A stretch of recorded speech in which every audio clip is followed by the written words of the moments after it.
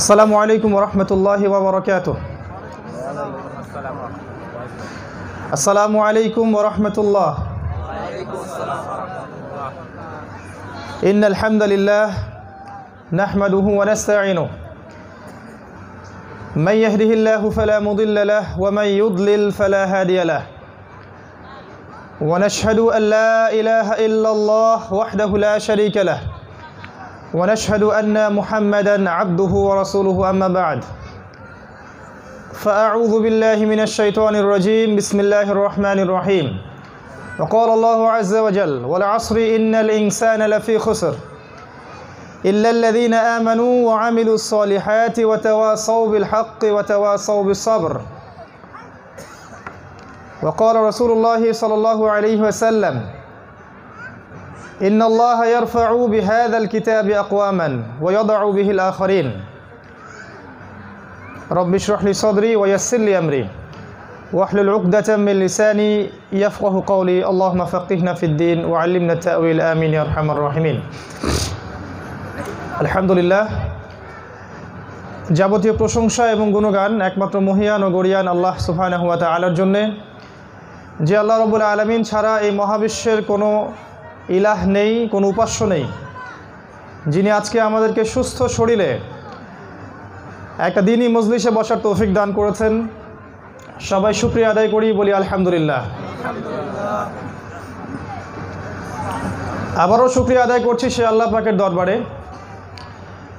যিনি আজকে আমাদেরকে বিশ্ব জিনা দিবসের মধ্যেও একটা দিনই মজলিসে বসার তৌফিক দান করেছেন। আলহামদুলিল্লাহ। আমরা যারা এখন দিনই মজলিসে বসে আছি, ঠিক এই সময়ে কিন্তু বিশ্বের লক্ষ লক্ষ যুবক যুবতী জিনা করছে, তাই নয় কি?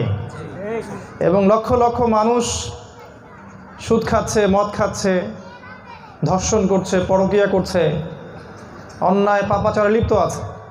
কিন্তু আল্লাহ পাক আমাদেরকে বাছাই করেছেন, এই মা বোনদেরকে এবং আমাদেরকে বাছাই করে আজকে এখানে বসার তৌফিক দান করেছেন। শুকরিয়া আদায় করবো না? আলহামদুলিল্লাহ। দরুদ এবং সালাত বর্ষিত হোক মহান আল্লাহ প্রেরিত সর্বশেষ নবী, যার পরে আর কোনো নবী নেই, যিনি মানবতার মুক্তির দূত মুহাম্মদুর রাসূলুল্লাহ সাল্লাল্লাহু আলাইহি ওয়াসাল্লামের প্রতি আমরা সবাই দরুদ শরীফ পড়ি। আল্লাহুম্মা সাল্লি আলা মুহাম্মদ ওয়া আলা আলি মুহাম্মদ কামা সাল্লাইতা আলা ইব্রাহিম ওয়া আলা আলি ইব্রাহিম ইন্নাকা হামিদুল মাজিদ। আল্লাহুম্মা বারিক আলা মুহাম্মদ وعلى آل محمد كما باركت على إبراهيم وعلى آل إبراهيم إنك حميد مجيد। আমার প্রিয় উপস্থিত যুবক ভাইয়েরা, পর্দার আড়ালে মা বোনেরা এবং আমাদের উলামায়ে কেরাম যারা আছেন এখানে, আজকে আমরা খুব সংক্ষিপ্ত একটু সময় পাচ্ছি এশার সালাত পর্যন্ত বা আজান পর্যন্ত, তো খুব লম্বা কোনো কিছু বলার সুযোগ পাচ্ছি না। তবে আপনারা হয়তো সূরাতুল আসরের একটা তাফসীর শিখছিলেন নামাজের আগে, মাগরিবের আগে, তো সেখান থেকে আমি কিছু কথা বলতে চাচ্ছি আমার মতো করে। ওয়া মা তাওফীকি ইল্লা বিল্লাহ আলাইহি তাওয়াক্কালতু ওয়া ইলাইহি উনীব। সূরাতুল আসর সম্পর্কেই সংক্ষিপ্ত একটা আলোচনা আপনাদের সামনে উপস্থাপন করার চেষ্টা করছি ইনশাআল্লাহ। আল্লাহ পাকের কাছে দোয়া থাকবে আল্লাহ পাক আমাদের প্রত্যেককে আলোচনাটা শুনে বুঝে আমল করার তৌফিক দান করুন, আমিন। আল্লাহ রাব্বুল আলামিন আল কোরআন নাজিল করেছেন 6টা উদ্দেশ্যে। একটা হচ্ছে আমাদের প্রত্যেককে কোরআন তেলাওয়াত করা শেখা উচিত, এটা প্রথম কাজ। কোরআনের অর্থটা বোঝা উচিত, এটা দ্বিতীয় কাজ। কোরআনুল কারীমের আদেশগুলোকে মেনে চলা উচিত, এটা তৃতীয় কাজ। আল কোরআনের যত নিষেধ আছে এগুলোকে বর্জন করা দরকার, এটা 4 নম্বর কাজ। 5 নম্বর হচ্ছে কোরআনের দাওয়াত, কোরআনের দাওয়াত মানুষের কাছে পৌঁছে দেওয়া উচিত এবং কোরআনুল কারীমের যে বিধান, শাসন, লজ আছে, আইন আছে, এগুলোকে আল্লাহর জমিনে বাস্তবায়ন করার চেষ্টা করা উচিত। এই 6টা কাজই কোরআনের হক। যদি প্রশ্ন করি যে আপনারা আল কোরআনের জন্য কতজন জীবন দিতে চান, হাত কি উঁচু করবেন? মাশাআল্লাহ, সবাই দিতে চান। এখন যদি প্রশ্ন করি যে আপনারা কতজন আল কোরআন পড়তে পারেন বিশুদ্ধ করে, হাত উঁচু করুন দেখি। মাশাআল্লাহ, সুবহানাল্লাহ। তো এই যে পার্সেন্টেজটা কমে গেল না? সবাই কোরআনের জন্য জীবন দিতে চান, কিন্তু বেশিরভাগই কোরআন পড়তে জানেন না। এবার যদি প্রশ্ন করি যে যারা পড়তে জানেন তাদের মধ্যে কতজন কোরআনের অর্থ বোঝেন? আলিফ লাম মিম থেকে শুরু করে মিনাল জিন্নাতি ওয়ান নাস পর্যন্ত অর্থটা অন্তত জীবনে একবার পড়ে দেখেছেন কতজন? মাশাআল্লাহ। তো পার্সেন্টেজ কি কমে যাচ্ছে না? আরও কমে গেল। এরপর যদি প্রশ্ন করি যে আমরা কোরআনের আদেশ কতজন মেনে চলি আর নিষেধগুলো কতজন বর্জন করি, পার্সেন্টেজ কিন্তু আরও কমে আসবে। আবার যদি প্রশ্ন করি যে কোরআনের দাওয়াত কয়জন দিচ্ছি, আরও কমে আসবে। আর যদি সবচেয়ে বড় প্রশ্ন করে বসি ভুল করেও যে আমরা কোরআনের বিধান, শাসন, আইন বাস্তবায়ন করছি কয়জন, তাহলে তো অবস্থা খারাপ। স্বাধীনভাবে চলাফেরা করা মুশকিল, হয় মাটির তলে না হলে জেলখানায়। এই হলো বাস্তবতা। কিন্তু কোরআনকে আমরা সবাই ভালোবাসি, তাই না? ভালোবাসি, মহব্বত করি। আমরা চাই যে আল কোরআন আমাদের জন্য সুপারিশ করুক এবং কোরআনের ওসিলায় আল্লাহ পাক আমাদেরকে মাফ করে দিক, এটা আমরা সবাই চাই। কিন্তু বিশ্বাস করুন, আল কোরআনুল কারীমের এই হকগুলোকে আদায় না করলে আল কোরআন আমাদের বিপক্ষে সাক্ষী দিবে। রাসূলুল্লাহ সাল্লাল্লাহু আলাইহি ওয়াসাল্লাম বলেছেন, আল কোরআনুন হুজ্জাতুন লাকা আও আলাইকা। আল কোরআন তোমার পক্ষে সাক্ষী দিবে কিয়ামতের মাঠে, অথবা তোমার বিপক্ষে সাক্ষী দিবে।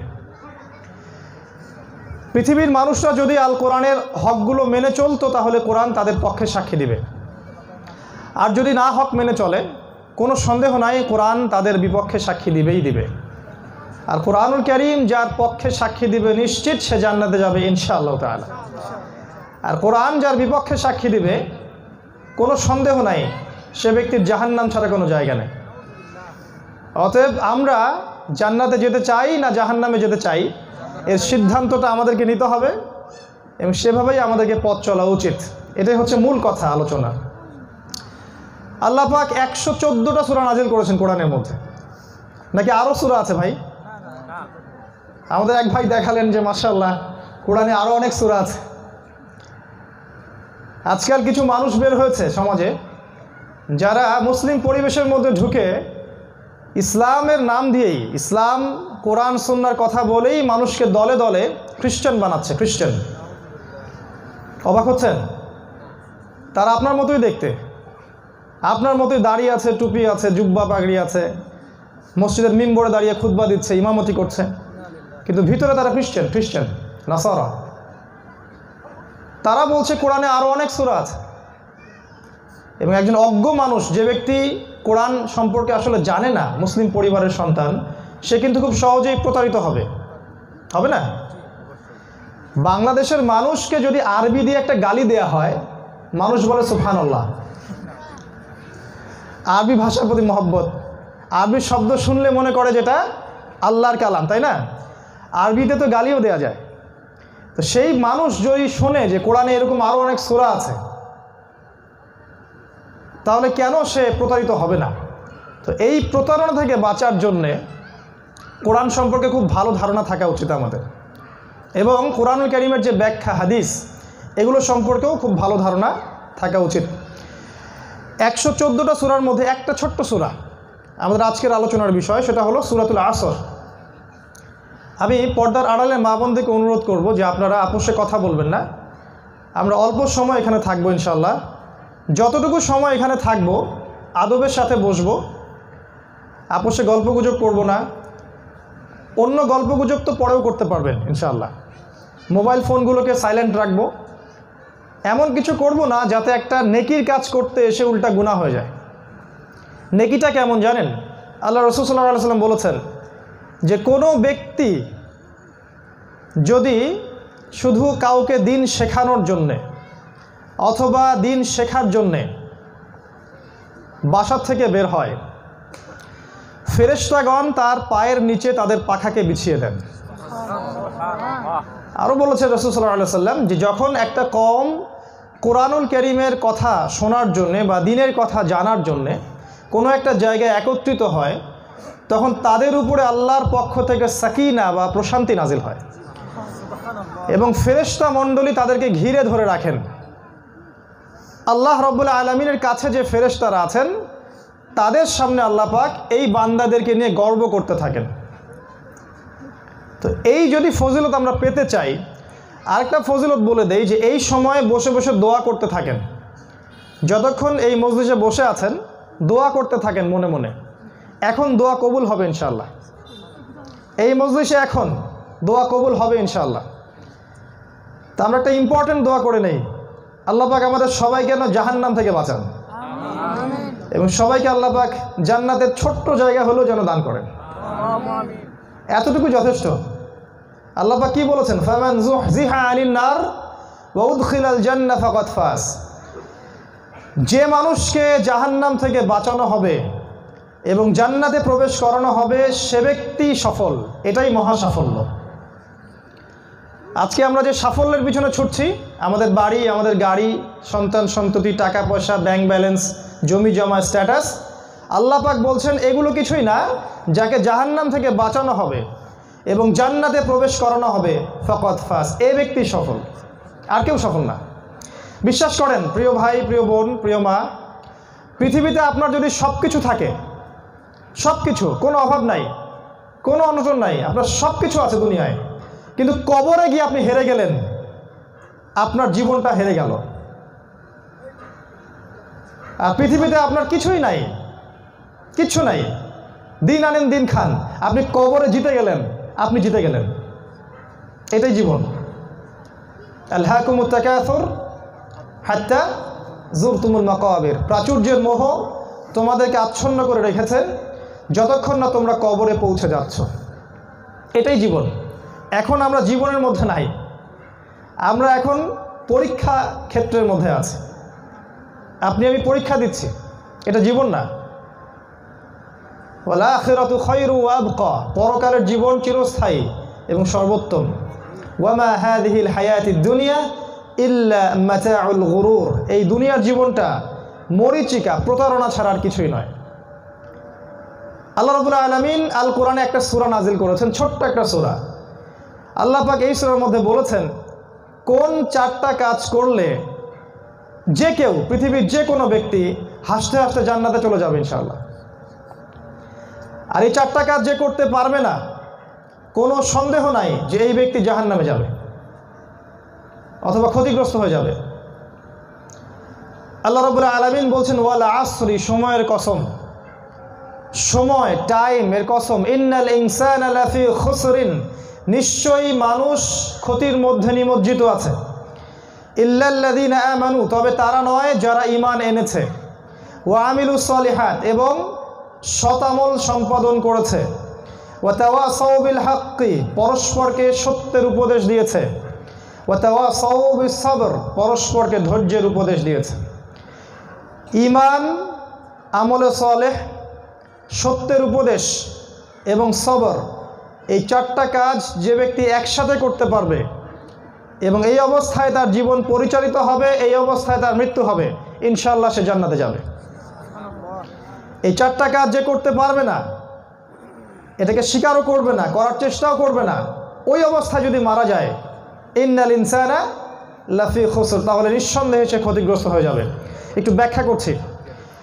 প্রথম আয়াতে আল্লাহ পাক বলেছেন ওয়াল আসরি, সময়ের কসম। আল্লাহ পাক সময়ের কসম কেন করলেন?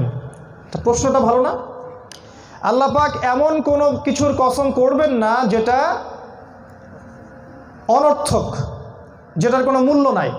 অহেতুক কোনো কিছুর কসম আল্লাহ পাক করবেন না, এটা সিম্পল। আল্লাহ পাক কোরআনে অনেক কসম করেছেন। ওয়া তিন, ডুমুর ফলের কসম। ওয়া জাইতুন, জাইতুন জলপাইয়ের কসম। ওয়া তুরি সিনিন, তুর পাহাড়ের কসম। সিনাই পর্বতের কসম বা সিনাই উপত্যকার কসম। আল্লাহ পাক অনেক কসম করেছেন। ওয়া দুহা, দ্বীপ্রহরের কসম। ওয়াল লাইলি, এই যে রাতের কসম। ওয়া শামসি, সূর্যের কসম। ওয়াল কমারি, চাঁদের কসম। প্রচুর কসম কোরআনে করা আছে। তো নিঃসন্দেহে আল্লাহ পাক যেগুলোর কসম করছেন সেগুলো খুব গুরুত্বপূর্ণ বিষয়। আল্লাহ পাক এখানে সময়ের কসম করছেন, কোনো সন্দেহ নাই সময়টা সবচেয়ে বেশি গুরুত্বপূর্ণ। সময় মানেই হচ্ছে আপনার হায়াত।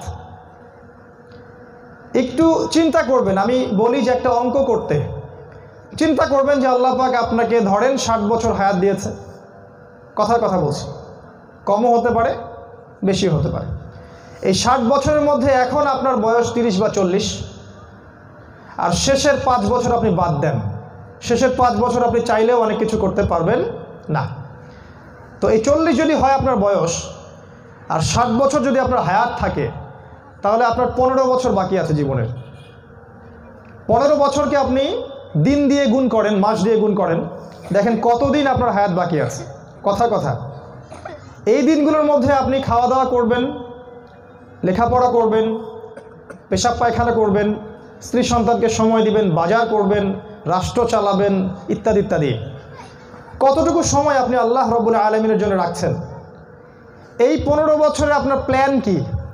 আপনি কি চান করতে?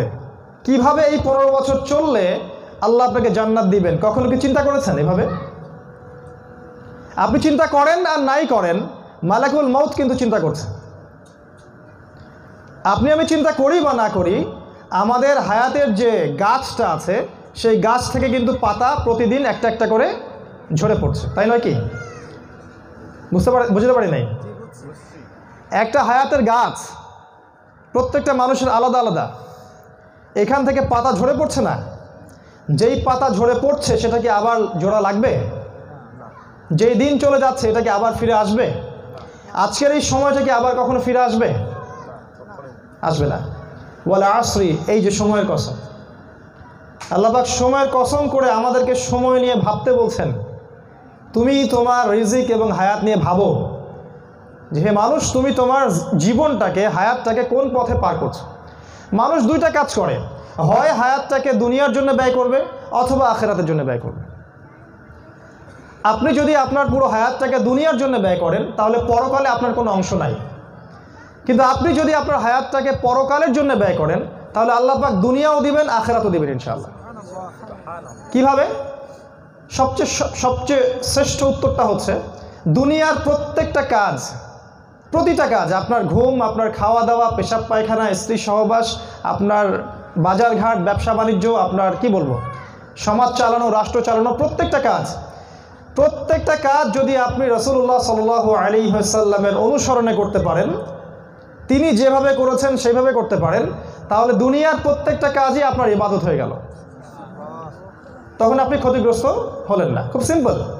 সকালে ঘুম থেকে উঠলেন, দোয়া পড়লেন, ঘুমাতে গেলেন, দোয়া পড়লেন, বাথরুমে গেলেন, দোয়া পড়লেন, বের হলেন, দোয়া পড়লেন, আপনি পড়াশোনা করছেন, দোয়া পড়লেন, খাবার খাচ্ছেন, দোয়া পড়লেন, আপনি নামাজ পড়ছেন, মাশাআল্লাহ, যাকাত দিলেন সামর্থ্য হলে হজ করলেন, কাউকে ক্ষতি করলেন না, মিথ্যা বললেন না, গীবত করলেন না, হিংসা করলেন না, ইসলামের আল্লাহ দ্রোহী কোনো কাজই করলেন না, রাসূলের সুন্নাহ মতো জীবনটা চালালেন, ইনশাআল্লাহ তাআলা এই কবরটা আপনার জন্য জান্নাতের টুকরা হবে ইনশাআল্লাহ।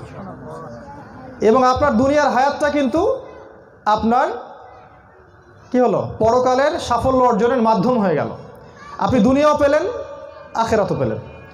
আর যদি দুনিয়ার প্রত্যেকটা কাজ আপনি আপনার মন মতো করেন, ইচ্ছা মতো ঘুমালেন, ইচ্ছা মতো উঠলেন, ইচ্ছা হলো নামাজ পড়লেন না, পর্দা ইচ্ছা হলো করলেন না, ভালো কাজ কিছু করলেন, আবার খারাপ কাজও করলেন, আপনি দুনিয়াকে আপনার উদ্দেশ্য করে নিলেন যে দুনিয়ার জীবনটাই আমার মূল উদ্দেশ্য, এখানে বড় হতে হবে, টাকা পয়সা, ব্যাংক ব্যালেন্স, গাড়ি বাড়ি করতে হবে, এর জন্য যা করার আমি তাই করব, পরকাল কোথায় যায় যাক, এই চিন্তা যদি থাকে তাহলে আপনি ওই ক্ষতির মধ্যে আছেন। ইন্নাল ইনসানা লাফি খুসর। আল্লাহ পাক সময়কে নিয়ে ভাবতে বলেছেন। এটা একটা ব্যাখ্যা যে সময়কে নিয়ে ভাবার অর্থ হচ্ছে আপনাকে আপনার হায়াতকে নিয়ে ভাবতে হবে। স্পেশালি ভাবতে হবে যুবকদেরকে, কারণ যুবকদেরকে শয়তান বোঝাবে যে তোমার এখন অনেক সময় পড়ে আছে, তুমি এগুলো নিয়ে চিন্তা এখন করার দরকার নাই, আগে পড়াশোনা শেষ হোক, বিয়ে শাদী করি, চাকরি বাকরি হোক, তাই না ভাই, ব্যবসা বাণিজ্য করি, তারপরে বাচ্চা কাচ্চা হবে, পরে শেষ বয়সে একটা চিল্লা দিয়ে নিব ইনশাআল্লাহ, নাকি ভাই, অথবা একটা হজ করে নিব। শয়তান এভাবে মানুষকে ধোঁকা দেয়। একটা ছেলে আমাদের সাথে খেলাধুলা করতো ছোটবেলায়, গত মাসেই শুনলাম, একটা জায়গা থেকে সফর করে আসলাম, শুনলাম রংপুরে এসে যে ওই ছেলেটা মারা গেছে, আমার চেয়ে জুনিয়র। এরকম অনেক ছেলে আছে না আপনাদের ব্যাচমেট?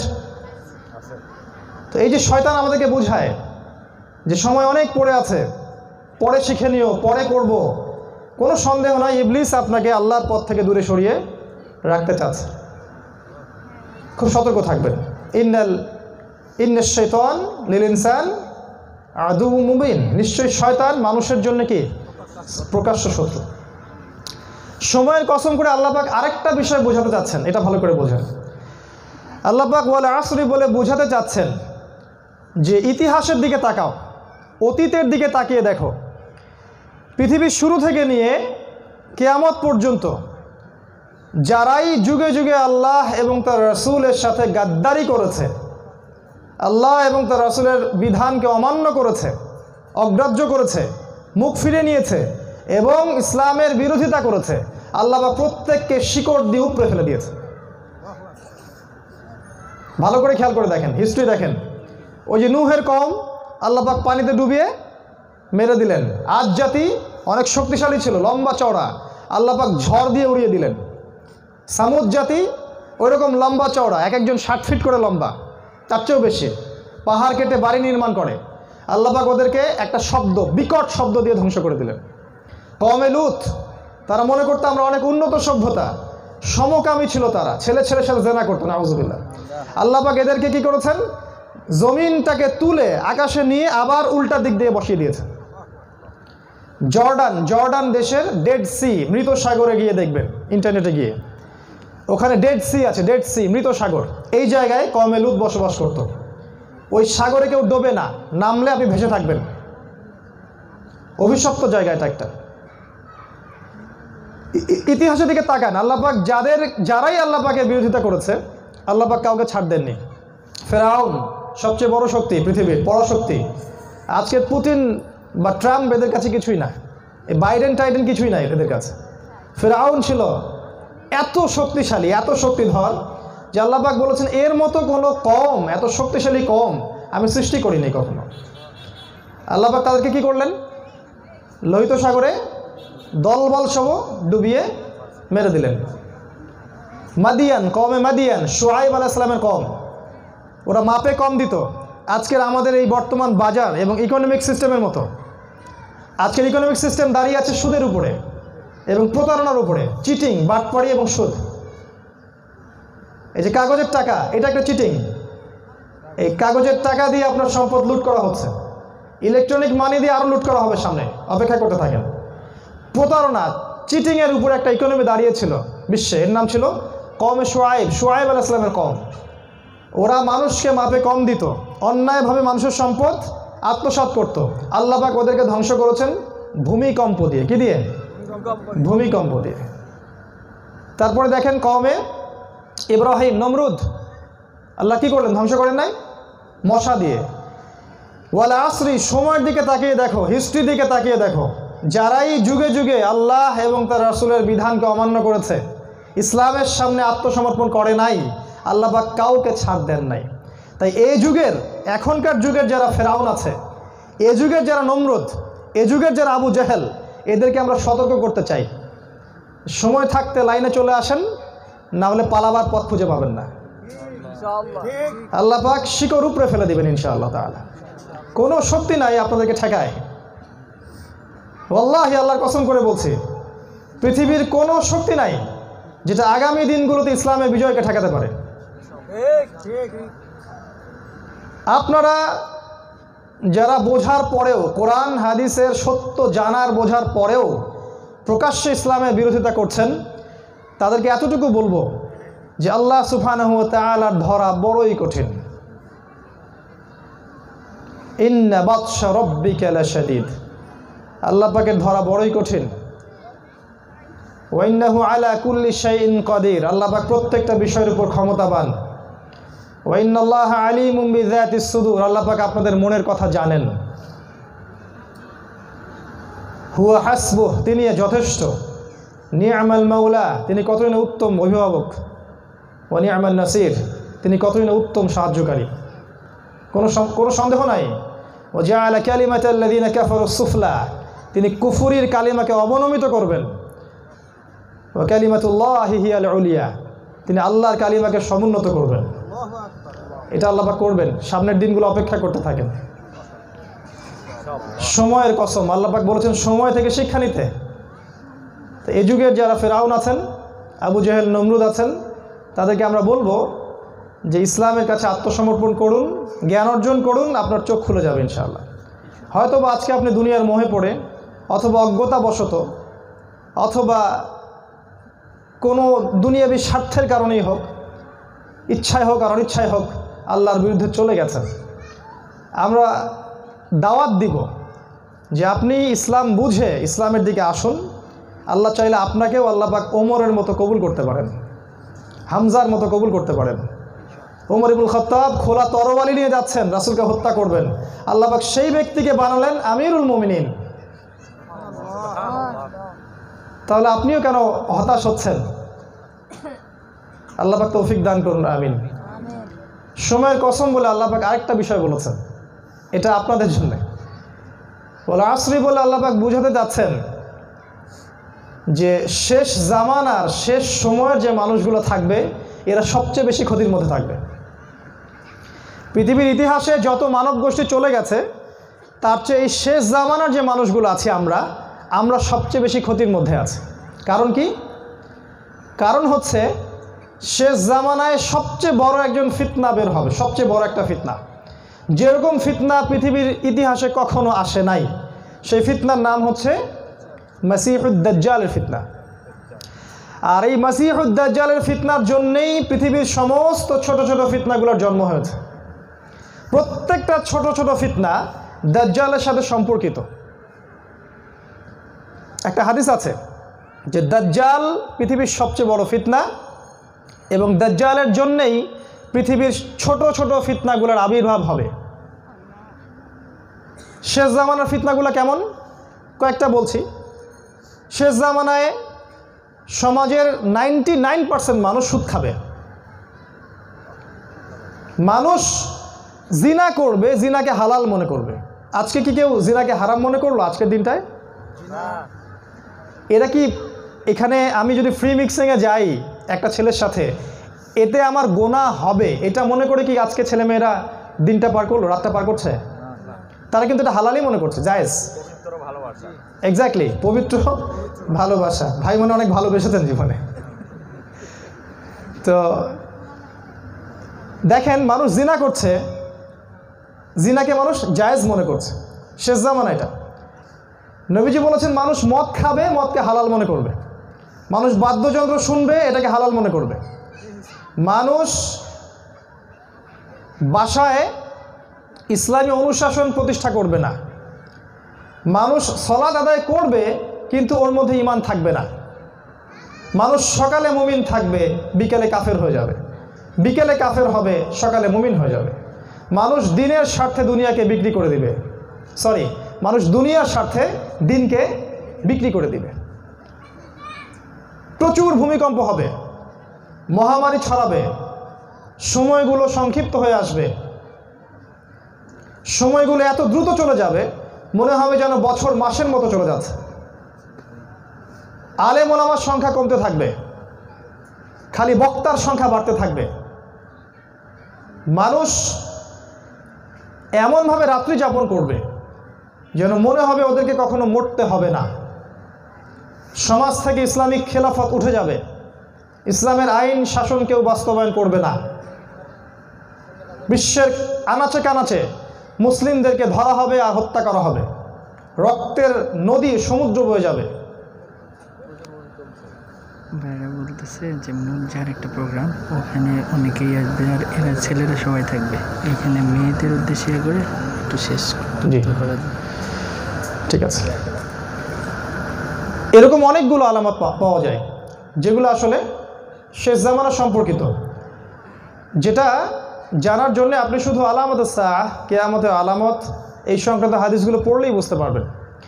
আল্লাহ পাক শেষ জামানার মানুষদেরকে বেশি সতর্ক থাকতে বলেছেন, বলে আসরি, কারণ এই জামানায় সবচেয়ে বড় ফিতনা আসবে দাজ্জালের ফিতনা।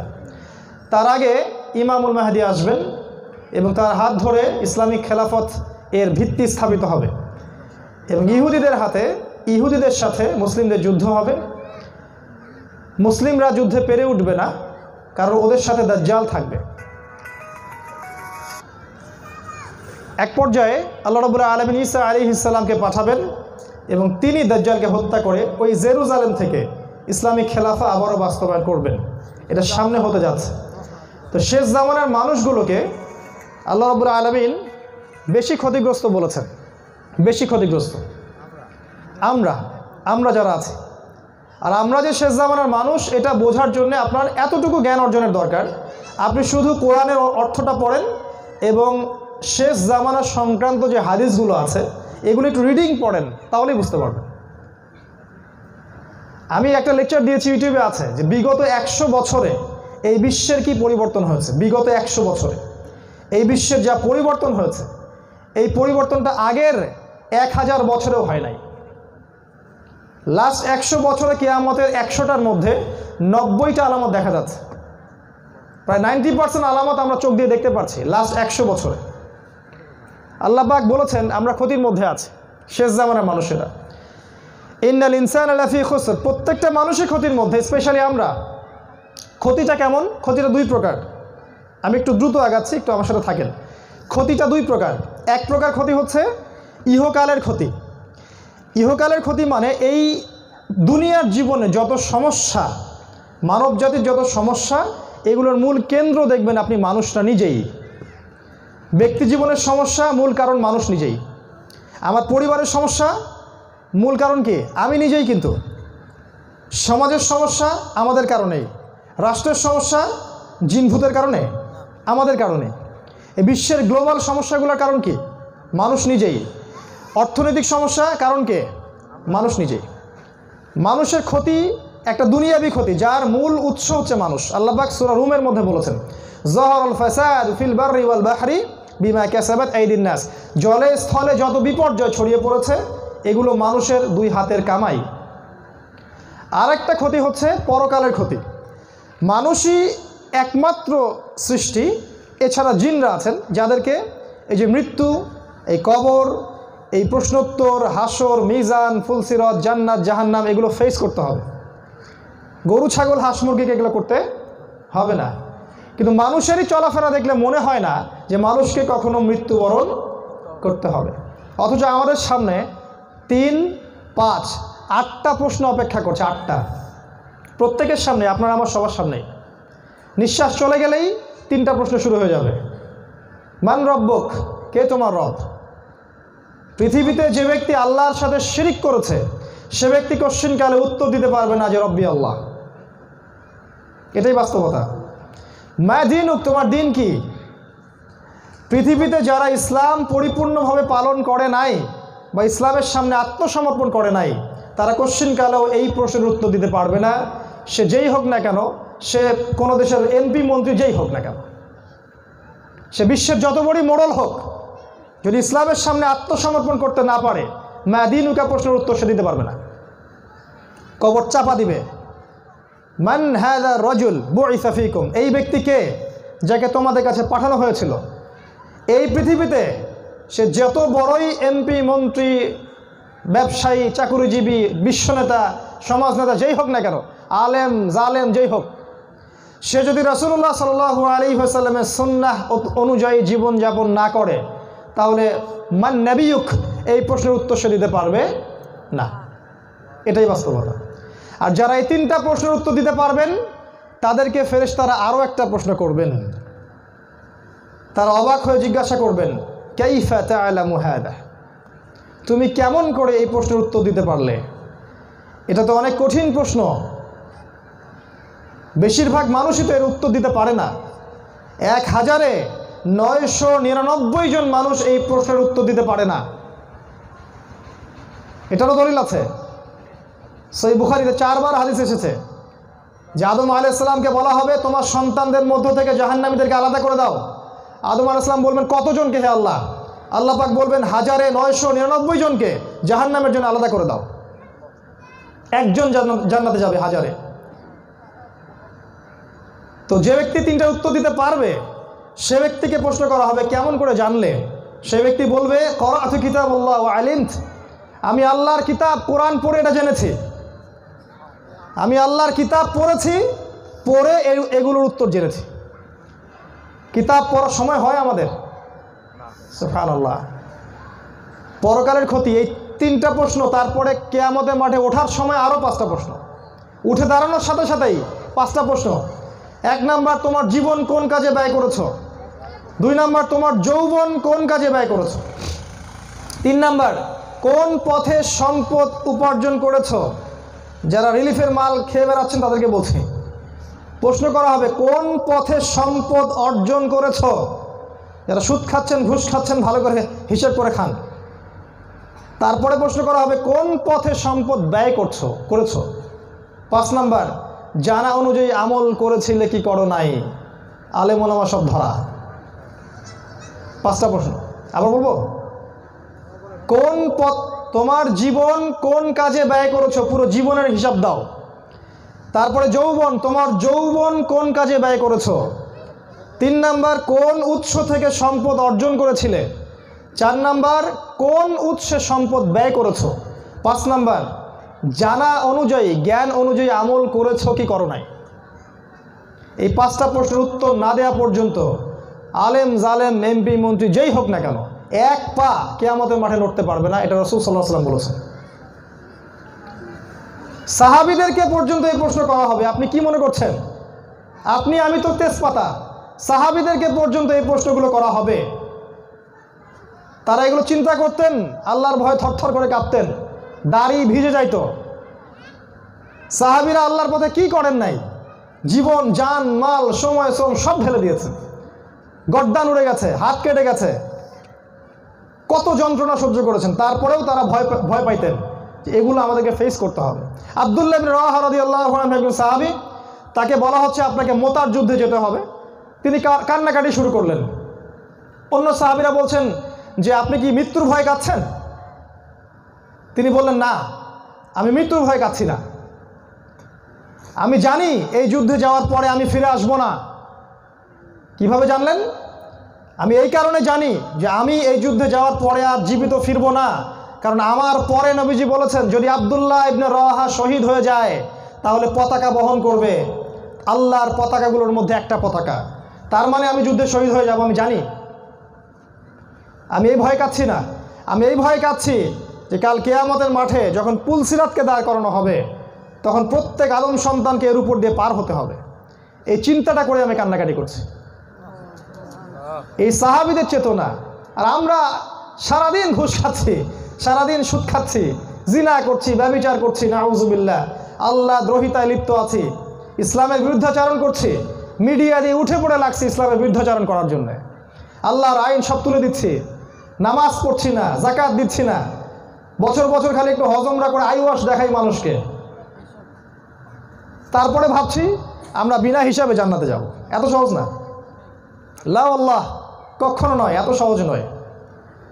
মানুষ ক্ষতির মধ্যে আছে। এই আয়াত ব্যাখ্যা করে রাত শেষ হয়ে যাবে।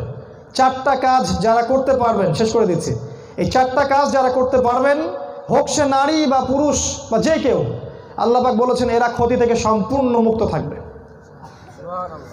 1 নাম্বার, ইল্লাল্লাযীনা আমানু, যারা ঈমান এনেছেন। ঈমান কি? এক কথা, ঈমান অর্থ বিশ্বাস। কিসে বিশ্বাস? 6টা বিষয়ের প্রতি বিশ্বাস। 1 আল্লাহর প্রতি, 2 তার ফেরেশতাগণের প্রতি, 3 তার আসমানি কিতাব সমূহের প্রতি, 4 তার নবী রসুলগণের প্রতি, 5 পরকালের জীবনের প্রতি, আর 6 ভাগ্যের ভালো মন্দের প্রতি। মনে থাকবে ইনশাআল্লাহ। এই 6টা পিলারের প্রতি যারা মন থেকে বিশ্বাস করেন, মুখে স্বীকৃতি দেন এবং কাজে বাস্তবায়ন করেন, এদেরকে বলা হয় প্রকৃত মুমিন। যারা শুধু মুখে বলেন, মনে বিশ্বাস করেন না, এদেরকে বলা হয় মুনাফিক। যারা মনেও বিশ্বাস করে না, মুখেও স্বীকার করে না, এদেরকে বলা হয় কাফের। পরিপূর্ণ মুমিন হতে হলে হৃদয়ে বিশ্বাস করতে হবে, মুখে স্বীকার করতে হবে এবং কাজেও বাস্তবায়ন করতে হবে। খালি লা ইলাহা ইল্লাল্লাহ কালেমা পড়েছি, একদিন না একদিন জান্নাতে যাব, এই চিন্তা ঠিক না। আপনি একদিন না একদিন জান্নাতে গেলেও জাহান্নামের কোটি কোটি বছর শাস্তি খেটে তারপরে আসবেন। আমরা কি সেটা চাই? ঈমান বিশ্বাস, স্বীকৃতি এবং কাজের সমন্বিত প্রচেষ্টার নাম। কালিমা পড়েছি, ইসলামে যা আছে তাই মানবো, যা নাই তা মানবো না। গর্দান যায় যাবে, জান যায় যাবে, কি পরিণত হয় হবে, কিন্তু আল্লাহ, তার রসুল এবং তার বিধানকে ছাড়বো না। এর নাম ইসলাম, এর নাম ইমান। ইমান কেমন করে বুঝাবো? ইমানের সবচেয়ে জ্বলন্ত উদাহরণগুলো দেখেন, আল্লাহ রসুল এবং সাহাবায়ে কেরামকে দেখেন। ইমান এত উঁচু লেভেলের যে আল্লাহ পাকের যখনই কোনো বিধান আসছে সাথে সাথে স্যারেন্ডার। ইমান, ইব্রাহিম আলাইহিস সালামকে বলা হচ্ছে সন্তানটাকে জবাই করে দাও, তিনি তো বললেন না এর পিছনে যুক্তি কি, এর পিছনে দর্শনটা কি, জবাই করার পিছনে বৈজ্ঞানিক ব্যাখ্যা কি, তিনি বললেন। সন্তানকে আর স্ত্রীকে রেখে আসো ওই জনমানব শূন্য মক্কায়, তিনি তো বললেন না এর পিছনে যুক্তি কি, ব্যাখ্যা কি, বৈজ্ঞানিক ব্যাখ্যা কি, দর্শন কি। আর আজকে আমরা চিন্তা করি আমাদের জ্ঞান, পরীক্ষা নিরীক্ষা, পর্যবেক্ষণের মধ্য দিয়ে যেটা প্রমাণ করা যাবে সেটাই জ্ঞান। যা দেখি তা বিশ্বাস করব, যা দেখি না তা বিশ্বাস করব না। এই জন্যে আল্লাহকে দেখি না, আল্লাহকে ল্যাবরেটরিতে প্রমাণ করা যায় না, অতএব আল্লাহ বাদ। মালায়েকা ফেরেশতা, তাদেরকে দেখা যায় না।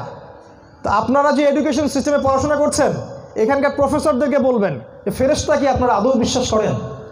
বলবেন না, এগুলো তো বৈজ্ঞানিক কোনো ব্যাখ্যা নাই। কারণ ফেরেশতাকে তো আপনি ল্যাবরেটরিতে প্রমাণ করতে পারছেন না। পারছেন? পরকাল, কবরের আযাব, জান্নাত জাহান্নাম, পুলসিরাত দেখেছেন? দেখেন নাই। ওদেরকে বলেন আপনারা কি বিশ্বাস করেন? বলবেন না, বিশ্বাস করি না। মুখে না বললেও তাদের চেতনা এরকমই। এডুকেশন সিস্টেমটা দাঁড়িয়ে আছে কুফরের উপরে, শিরকের উপরে। তারা যা দেখে তা বিশ্বাস করে, যা দেখে না তা বিশ্বাস করে না। আমাদেরকে জ্ঞানের সংজ্ঞা শেখানো হয়েছে 7 বছর ইউনিভার্সিটিতে। 7 বছর শেখানো হয়েছে জ্ঞান কাকে বলে। সংজ্ঞা হচ্ছে মানুষ বুদ্ধি দিয়ে যা অর্জন করে সেটা জ্ঞান, মানুষ অভিজ্ঞতা দিয়ে যা অর্জন করে সেটা জ্ঞান, এবং পরীক্ষা নিরীক্ষা পর্যবেক্ষণের মধ্য দিয়ে মানুষ যে সিদ্ধান্তে উপনীত হয় সেটা জ্ঞান। অতএব ইসলামের বেসিক ইমানের পিলারগুলা পরীক্ষা নিরীক্ষা গবেষণা পর্যবেক্ষণে আসে না। দ্যাট ইজ ওয়াই এগুলোর কোনো অস্তিত্ব নাই। এই হলো পশ্চিমা সভ্যতার দর্শন, এই হলো বর্তমান আমেরিকা, ব্রিটেন, ফ্রান্স, এই সবার দর্শন একই। ইসরায়েলি দর্শন এটাই, পশ্চিমা দর্শন এটাই, এবং ওই একই দর্শন প্রতিটা মুসলিম দেশে আজকে বাস্তবায়ন করা হয়েছে। সেম দর্শন। আপনার পুরো সিস্টেমটা এই দর্শনের উপর দাঁড়িয়ে আছে। আমাকে ফিলোসফি শেখাতে আসবেন না, 8 বছর পড়েছি আমি ফিলোসফি নিয়ে, এটাই হতো দর্শন। আর আমাদের দর্শনটা দেখেন, আল্লাযীনা ইউমিনুনা বিল গায়বি, মুত্তাকি কারা? যারা বিশ্বাস করে গায়েবের উপরে। আল্লাহকে দেখি নাই, বিশ্বাস করি। রসুলকে দেখি নাই, বিশ্বাস করি। আসমানি কিতাব দেখেছেন? তাওরাত, জাবুর, ইনজিল, বিশ্বাস করি। পরকালকে দেখেছেন? মৃত্যু দেখেছেন? কিয়ামত, হাসর, কবরের আযাব, জান্নাত জাহান্নাম, বিশ্বাস করি। তাকদীর, ভাগ্যের ভালো মন্দ, বিশ্বাস করি। আমরা বিশ্বাস করি। ওরা কি ভাগ্যে বিশ্বাস করে আদৌ? তারা মনে করে মানুষ যেটা করবে সেটাই সে পাবে। এই যে শেকড়ের পার্থক্য, এটা কিন্তু ঈমান আর কুফরের মধ্যে পার্থক্য। তাই এখনকার পুরো সভ্যতা দাঁড়িয়ে আছে এই কুফরের উপরে, আর ইসলামের সভ্যতা ঈমানের উপরে। খুব ভালো করে সতর্কতার সাথে পা ফেলবেন। মুসলিম হয়েও আপনি ঈমান হারা হতে পারেন যদি তাদের সাথে ওঠা বসা করেন। ইল্লাল্লাযীনা আমানু, ঈমান আগে ঠিক মতো নিয়ে আসেন। এটা গায়েবের বিষয়। এখন আমাদের যুক্তিটা কোথায় তাহলে? ওরা তো এখন বলবে তো তোমরা তো মৌলবাদী, কারণ তোমরা তো মৌলিক জিনিসে বিশ্বাস করো, কোনো বৈজ্ঞানিক প্রমাণ নাই। আমরা বলবো যে আপনার জ্ঞান ক্ষুদ্র আর আল্লাহ পাকের জ্ঞান অসীম। আপনার ক্ষুদ্র জ্ঞানে ইসলামের কিছু কিছু বিষয় আপনি ব্যাখ্যা করতে পেরেছেন বলে বিশ্বাস করেন, বাকি বিষয়গুলোও ব্যাখ্যা করা যাবে, কিন্তু সেই জ্ঞান আল্লাহ পাক আপনাকে দেন নাই। এটাই বাস্তবতা। তারা বলে না এখন যে নামাজের অনেক বৈজ্ঞানিক উপকারিতা আছে, বলে না রোজা রাখলে এই রোগ ভালো হয়, মানে এগুলো তারা আবিষ্কার করতে পেরেছে, এই জন্য এগুলোর অস্তিত্ব আছে। আর যেগুলো ওরা আবিষ্কার করতে পারে নাই ওগুলোর অস্তিত্ব নাই। এদেরকে আমরা বলি ইন্টারনালি ব্লাইন্ড, আধ্যাত্মিকভাবে অন্ধ তারা। আল্লাহ পাক এদের জন্য কি বলেছেন জানেন? একটা আয়াত বলি, সূরা আরাফ 179 নম্বর আয়াতে আল্লাহ পাক বলেছেন, ওয়ালাকাদ যারানা লিজাহান্নামা কাসীরাম মিনাল জিন্নি ওয়াল ইনস, আমি প্রচুর সংখ্যক মানুষ এবং জিনকে দিয়ে এই জাহান্নামকে পরিপূর্ণ করে দিব। লাহুম কুলুবুন লা ইয়াফকাহুনা বিহা, ওদেরকে হৃদয় দিয়েছিলাম উপলব্ধি করতো না। ওয়ালাহুম আ'য়ুনুন লা ইউবসিরুনা বিহা, দু চোখ দিয়েছিলাম চোখ দিয়ে দেখতো না। ওয়ালাহুম আযানুন লা ইয়াসমাউনা বিহা, কান দিয়েছিলাম শুনতো না। উলাইকা কাল আনআম, এই অন্ধ, এই বধির, এই বোবা, হৃদয়ের দিক থেকে যারা বোবা, এদেরকে আল্লাহ পাক বলেছেন এরা আনআম, এরা গবাদি পশুর মতো। অতএব বর্তমান এই পশ্চিমা সভ্যতা গবাদি পশুর মতো আমাদের কাছে। বালহুম আদল, আল্লাহ পাক বলেছেন তার চেয়েও এরা নিকৃষ্ট। উলাইকা হুমুল গাফিলুন, এরা হচ্ছে গাফেল। আর ওদের সুন্নাহ আমাদেরকে মেনে চলতে হবে? ওরা যা গেলাবে তাই গিলতে হবে? এরা তো স্বার্থ পাগল, সব পশ্চিমা শয়তান, স্বার্থ ফুরালেই কেটে পড়বে। আর আমরা মুসলিমরা ওদের কৃতদাস হয়ে থাকবো? বাস্তবতা এটাই আজকে, আমরা ওদের কৃতদাস হয়ে আছি। আল্লাহ সুবহানাহু ওয়া তাআলা বলেছিলেন যে ইন তানসুরুল্লাহ ইয়ানসুরুকুম ওয়া ইউসাব্বিত আকদামাকুম, তোমরা যদি আল্লাহকে সাহায্য করতে আল্লাহ তোমাদেরকে সাহায্য করতেন। ওয়া ইউসাব্বিত আকদামাকুম, তোমাদের পদযুগলকে আল্লাহ পাক সুদৃঢ় করতেন। এটা অন্য টপিক, ইনশাআল্লাহ বাদে এসে কথা বলবো। অতএব ইমানের বেসিক পিলারটা ভালো করে বুঝে নেবেন। আমাদের ইমানের পিলারটাই গায়েবের উপর ডিপেন্ড করে। ওদের ইমান চোখে দেখা বিষয়ের উপর নির্ভর করে, চোখে যা দেখে না বিশ্বাস করে না। বাই দ্য ওয়ে, একটা কথা বলি, চোখে ওরা কিন্তু এখন এমন কোনো গ্রহ দেখে নাই যে গ্রহের মধ্যে অনেক সোনা দানা সব কিছু দিয়ে ভর্তি। কিন্তু আগামীকাল এই যে নাসা, আমেরিকান যে মহাকাশ গবেষণা সংস্থা নাসা, এই নাসা যদি আগামীকাল বলে যে কোটি কোটি আলোকবর্ষ দূরে একটা গ্রহের সন্ধান পাওয়া গেছে, যে গ্রহটা সোনা দিয়ে তৈরি, হীরা দিয়ে তৈরি, সেখানে হুর পড়ি আছে, নদী আছে এবং মদের নদী ইত্যাদি ইত্যাদি, তারা কিন্তু ঠিকই বিশ্বাস করবে, কোনো সন্দেহ নাই। আগামীকাল বিশ্বের প্রতিটা মানুষ বলবে হ্যাঁ এটা ঠিক, এটা বৈজ্ঞানিক প্রমাণ আছে, বিজ্ঞানীরা বলেছেন। একই কথা যখন আমরা বলছি কোরআনুল কারীমে, ওরা বিশ্বাস করবে না। ওরা যদি আবিষ্কার করে কোটি কোটি আলোকবর্ষ দূরে একটা গ্রহ পাওয়া গেছে যেখানে আগুন আছে, অন্য এলিয়েন্স আছে, ওখানে আযাব দেওয়া হয়, শাস্তি দেওয়া হয়, ওখানে বরফের অংশ আছে, বিভিন্ন রকম শাস্তি আছে, ওটার একটা নাম ওরা দিয়ে দিল, মনে করেন যে জাহান্নাম 0.000.25 ইত্যাদি দিয়ে দিল একটা নাম, তখন মানুষ ওটাই বিশ্বাস করবে, এটা বিশ্বাস করবে। এই তো দাজ্জাল। আপনি দাজ্জালকে কোথায় খুঁজতেছেন? মানুষ অন্ধভাবে এদের অনুসরণ করবে, এদের পিছনেই আছে মাসিহুদ দাজ্জাল, এবং সে সারা বিশ্ব শাসন করবে। এভাবেই নিজের অজান্তেই আমরা দাজ্জালের অনুসারী হয়ে গেছি। আমি বলছি না যে ওই সভ্যতাই দাজ্জাল, ওর পিছনে দাজ্জাল কাজ করছে এবং ওর মধ্য দিয়ে সারা বিশ্বকে সে নিয়ন্ত্রণ করছে, কোনো সন্দেহ নাই। ইল্লাল্লাযীনা আমানু, যারা ঈমান এনেছে এরা বেঁচে যাবে। অতএব পরিপূর্ণ ঈমান আনার চেষ্টা করি, আল্লাহ পাক তৌফিক দান করুন। ওয়া আমিলুস সালিহাত, ঈমানের সাথে যারা সৎ আমল করবে। আমলে সালেহের সংজ্ঞা দিয়ে দিচ্ছে একটা, কোরআনে এবং হাদিসে, কোরআনে এবং হাদিসে আল্লাহ এবং তার রাসূল যতগুলো কাজ করতে বলেছেন সবগুলো কাজ করাই হচ্ছে আমলে সালেহ। ঠিক আছে? কোরআন এবং হাদিসে আল্লাহ এবং তার রাসূল যত কাজ থেকে নিষেধ করেছেন এগুলো থেকে বিরত থাকাও হচ্ছে আমলে সালেহ। এই দুটাই মনে থাকবে ইনশাআল্লাহ। কোরআন এবং হাদিসে আল্লাহ এবং তার রাসূল যত কিছু করতে বলেছেন আপনি করবেন, এটা আমলে সালেহ। আর যত কিছু করতে নিষেধ করেছেন বিরত থাকবেন, এটা আমলে সালেহ। যদি শুধু আদেশগুলো মানেন, নিষেধ না মানেন, তাহলে মুনাফিক। ঠিক বলেছেন।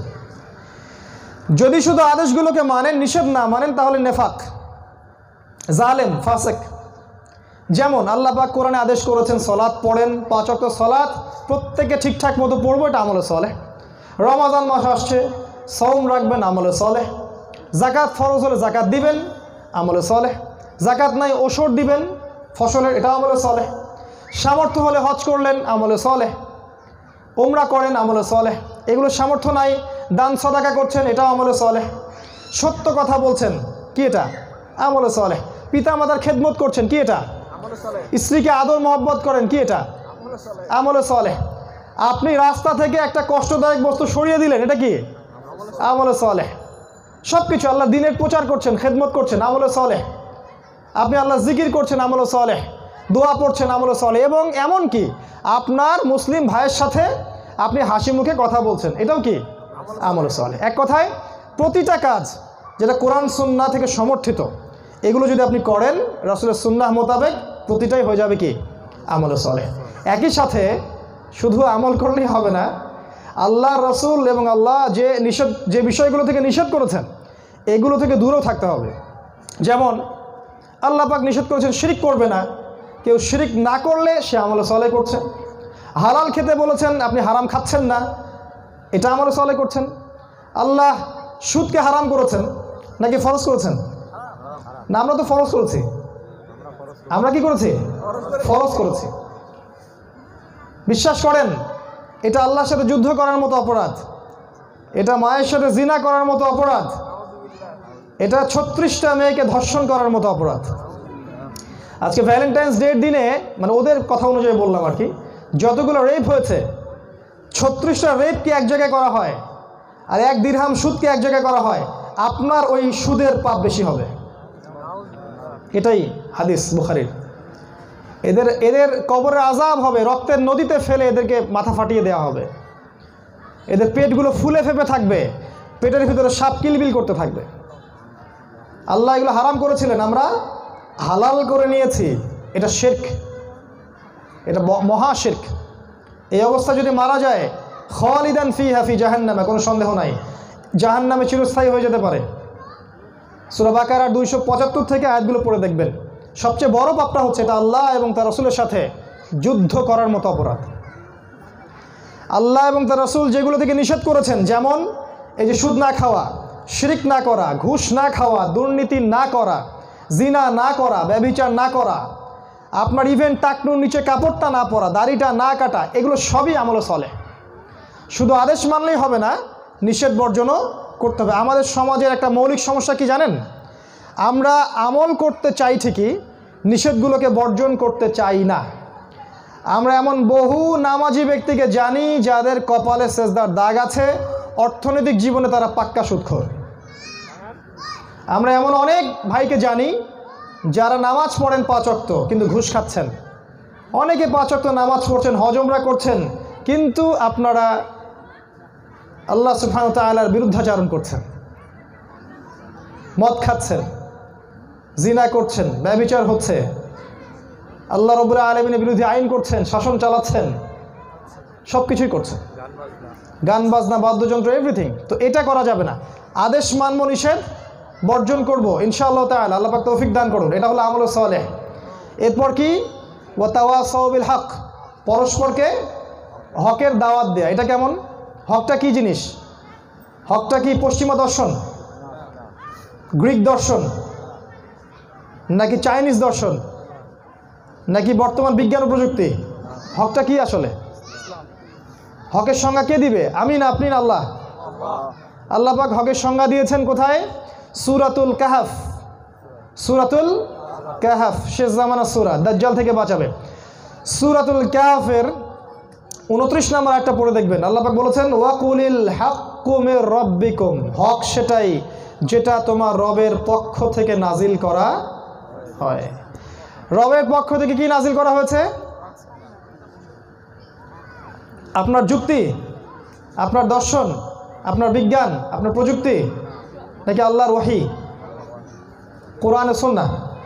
এই কোরআন ও সুন্নাহকে আল্লাহ পাক হক বলেছেন। এই হকের ওয়া তাওয়াসাউ, হকের দাওয়াত দেয় পরস্পরকে, হকের দাওয়াত পরস্পরকে দেয়।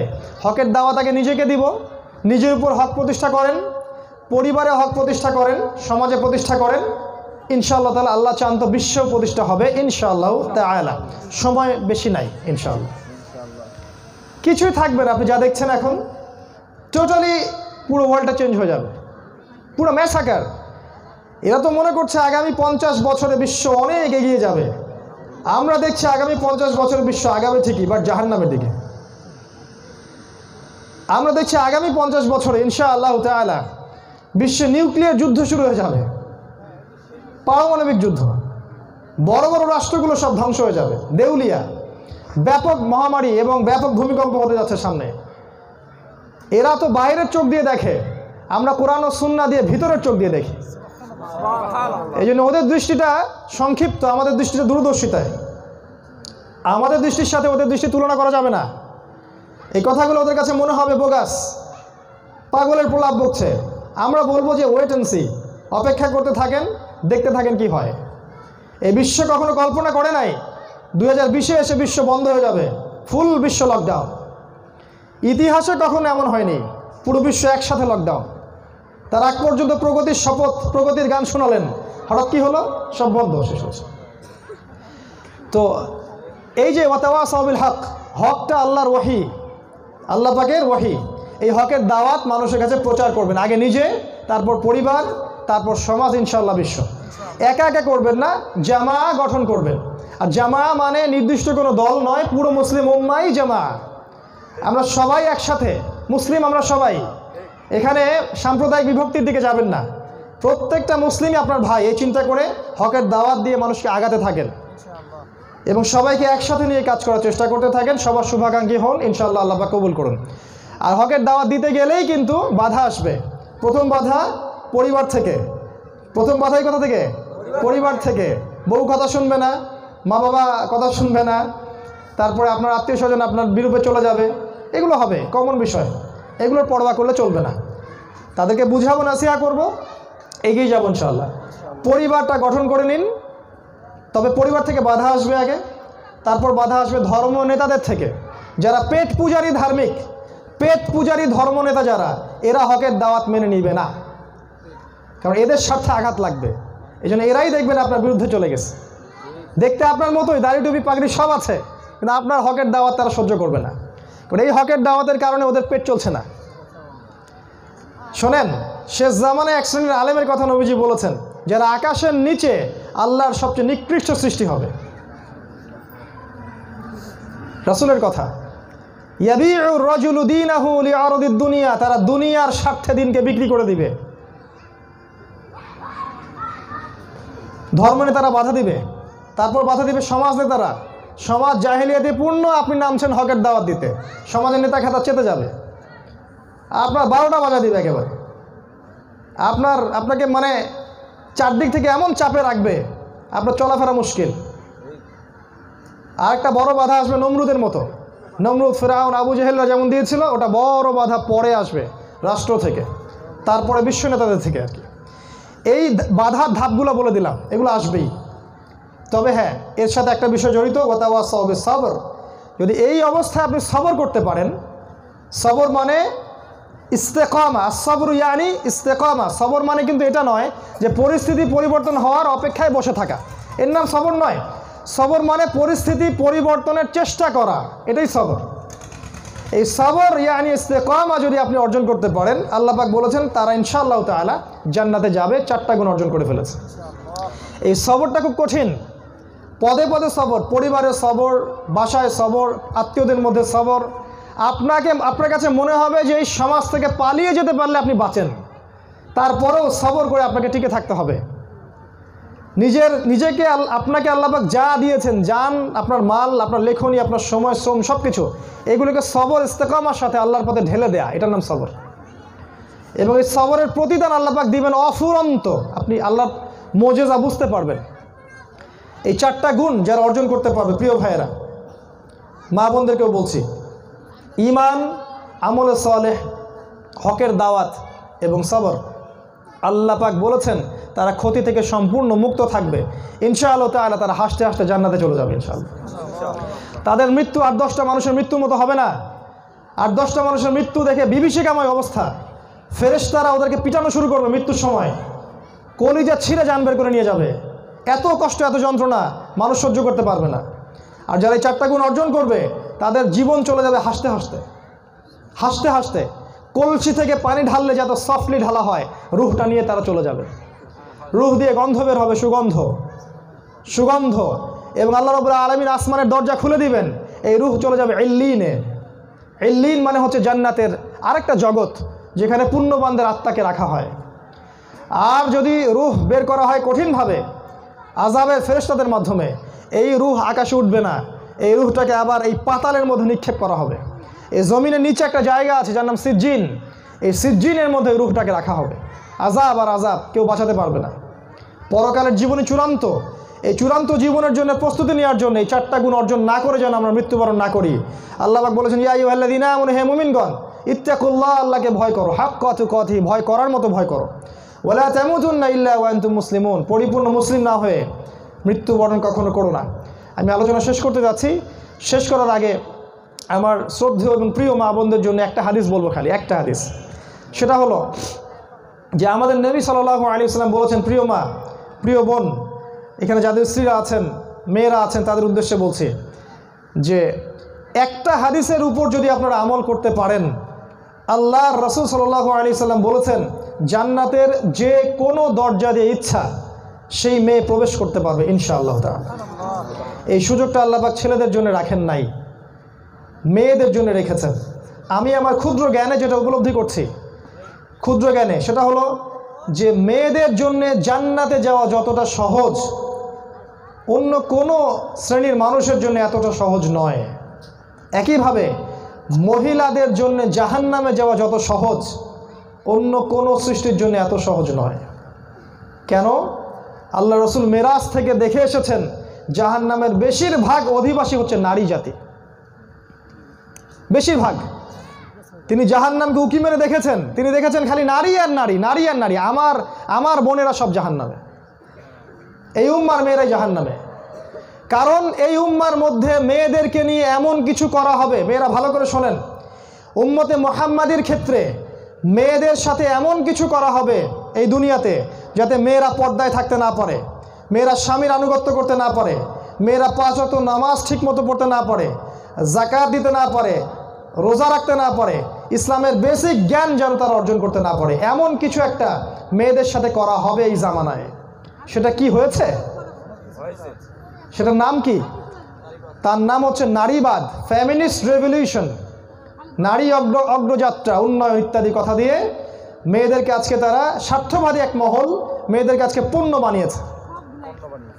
আল্লাহর রাসূল বলেছেন আমি দেখে এসেছি জাহান্নামে। আপনি কি রাসূলুল্লাহ সাল্লাল্লাহু আলাইহি ওয়াসাল্লামের কথাকে মূল্যায়ন করেন না? আপনার নবী জাহান্নামে দেখে এসেছেন যে আপনি সেখানে জ্বলছেন, সেখানে আপনার রূহ ওখানে পড়ে আছে।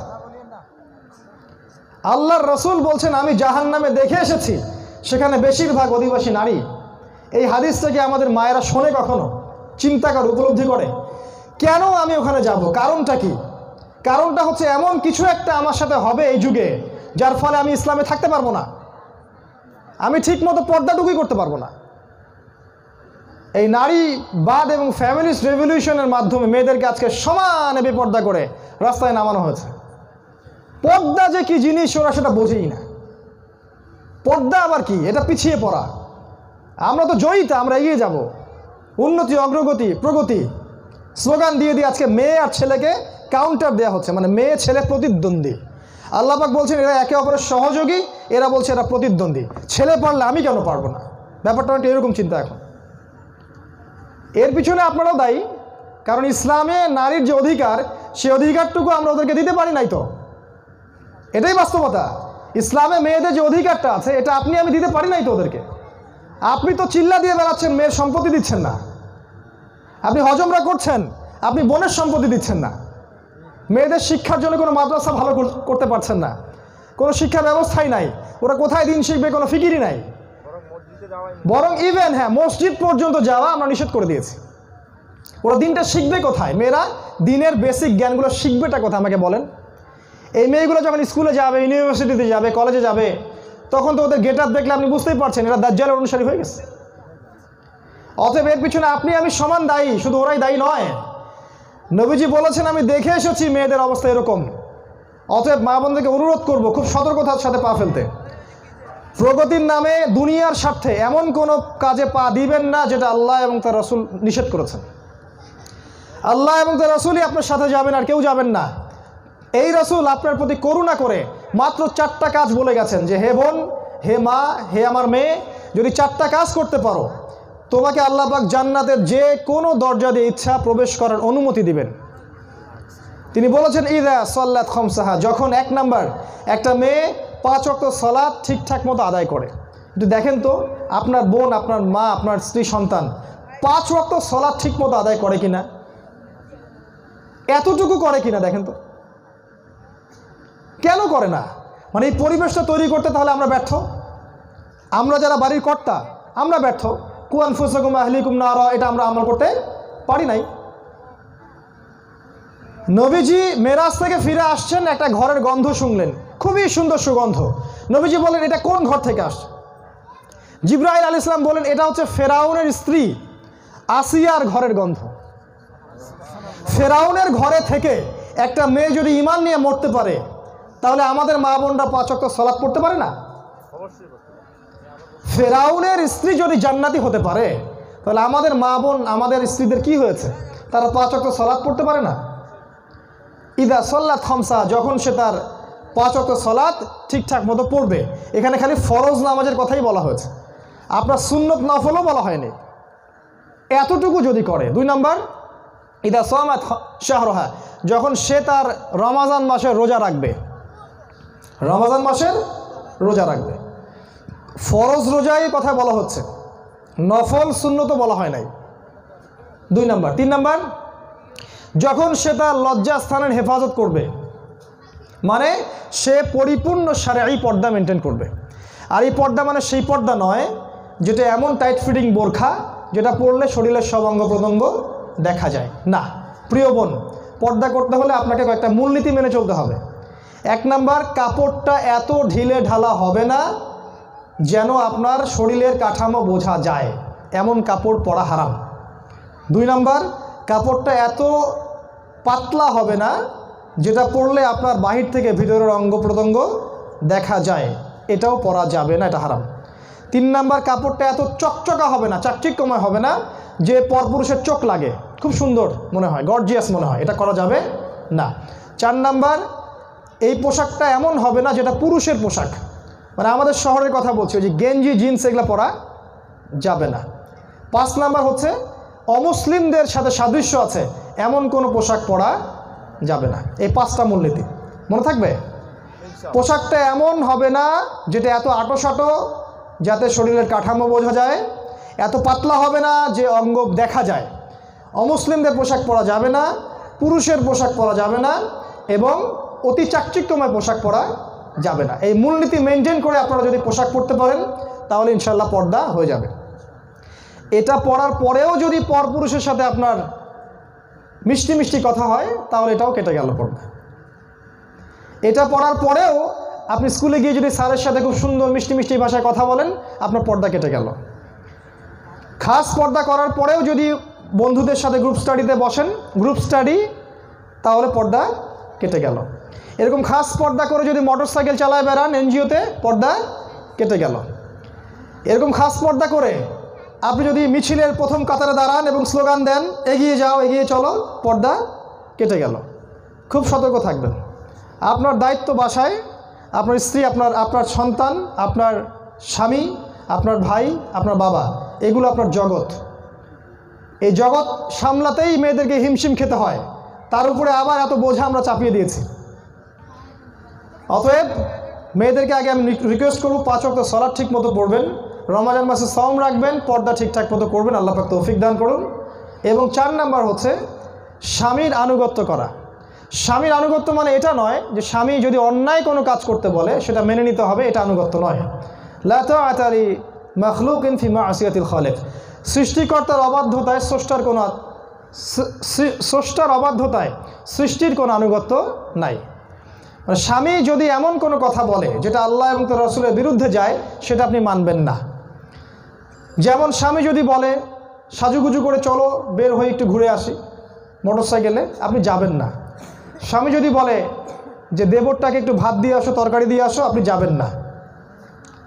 স্বামী যদি বলে যে একটা সুদী ব্যাংকে অ্যাকাউন্ট করছি, তুমি নমিনি হও, আপনি হবেন না। স্বামী আপনাকে আল্লাহ তার রসুলের বিরুদ্ধে কিছু করতে বললে আপনি করবেন না। আপনি আল্লাহর আনুগত্য করবেন, রসুলের আনুগত্য করবেন, হ্যাঁ। তবে স্বামী যদি আপনাকে ইসলামের অনুকূলে এমন কোনো কাজ করতে বলে যদি ইসলামে আছে, অবশ্যই আপনি সেটা করতে হবে। যদি বলে পর্দা করো, পর্দা করতে হবে। যদি বলে সালাত পড়ো, জাকাত দাও, তোমার স্বর্ণের জাকাত দাও, সন্তানদেরকে ভালোভাবে মানুষ করো, যত কাজ স্বামী বলবে ইসলামের অনুকূলে আপনি মানবেন, এটা হলো স্বামীর আনুগত্য। আর এভাবে যদি আমরা 4টা হক বা এই 4টা কাজ মেয়েরা করতে পারি, আল্লাহ রাসূল বলেছেন জান্নাতের যে কোনো দরজা দিয়ে ইচ্ছা আপনি প্রবেশ করতে পারবেন ইনশাআল্লাহ তাআলা। একটা নাসিহাই যথেষ্ট। আমার মনে হয় এই একটা হাদিসই একটা মেয়ের জীবন পরিবর্তনের জন্য যথেষ্ট। যখন এই হাদিসটা সাহাবায়ে কেরাম শুনেছেন, মহিলা সাহাবীরা, তখন তাদের মানে যার যা কিছু ছিল এগুলো সদাকা করে জাহান্নাম থেকে বাঁচতে চেয়েছেন। যখন নবীজি বলেছেন জাহান্নামে বেশিরভাগ অধিবাসী হচ্ছে নারী, তারা সোনা দানা যা ছিল আল্লাহর পথে সাদাকা করে দিয়েছেন। আমরা বক্তব্য শেষ করার আগে এতটুকু অনুরোধ করব, আমরা প্রত্যেকে যেন আল কোরআন বিশুদ্ধ করে তেলাওয়াতটুকু করি, অর্থটা বুঝি। আজকে যে সূরাটাকে আমরা পড়লাম, সূরা আসর, এর মধ্যে যে 4টা গুণাবলী আছে, ঈমান, আমলে সালেহ, হকের দাওয়াত এবং সবর, এগুলোর মধ্য দিয়ে আদর্শ ব্যক্তি, আদর্শ পরিবার ও সমাজ গঠন করার চেষ্টা করি। আল্লাহ পাক পরিবারের প্রত্যেকটা পিতাকে ইব্রাহিম আলাইহিস সালামের মতো কবুল করুন, আল্লাহুম্মা আমিন। প্রত্যেকটা মাকে আল্লাহ পাক হাজরা আলাইহিস সালামের মতো কবুল করুন, আমিন। প্রত্যেকটা সন্তান সন্ততিকে আল্লাহ রাব্বুল আলামিন ইসমাঈল আলাইহিস সালামের মতো কবুল করুন, আল্লাহুম্মা আমিন। আল্লাহ রাব্বুল আলামিন আমাদেরকে তৌফিক দান করুন যেন আগামী দিনগুলোতে ইসলামের যে মহাবিপ্লব, মহাবিজয় হতে যাচ্ছে, এই কাফেলায় আমরা শরীক হতে পারি এবং এখন থেকে সার্বিক প্রস্তুতি গ্রহণ করতে পারি। আল্লাহ পাক তুমি তৌফিক দান করো, আল্লাহুম্মা আমিন। সুবহানাকা আল্লাহুম্মা ওয়া বিহামদিকা আশহাদু আল্লা ইলাহা ইল্লা আনতা আস্তাগফিরুকা ওয়া আতুবু ইলাইক। আসসালামু আলাইকুম ওয়া রাহমাতুল্লাহি ওয়া বারাকাতুহু।